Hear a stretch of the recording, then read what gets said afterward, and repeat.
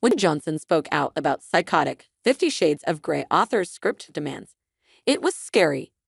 In 2022, Dakota Johnson spoke to Vanity Fair about the creative clashes on set, including author E.L. James' excessive creative control.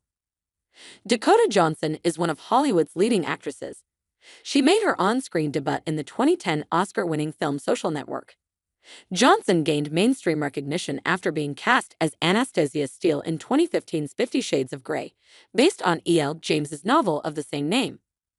The franchise, which included 3 films, grossed $1.3 billion at the worldwide box office. However, the film's success came with its own baggage, replete with on-set feud rumors.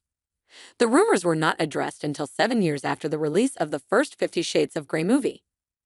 In 2022, Dakota Johnson spoke to Vanity Fair about the creative clashes on set, saying if she could only portend how psychotic things would turn out, she would not have signed on to do the movie. Dakota Johnson said 50 Shades of Grey author had a lot of creative control. Johnson was referring to the studio, directors, and book's author, E.L. James, who allegedly created issues on set.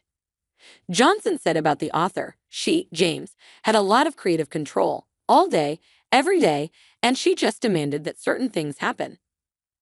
Johnson said James was adamant about seeing every aspect of the book depicted in the movie despite some of it just wouldn't work in a movie, like the inner monologue, which was at times incredibly cheesy.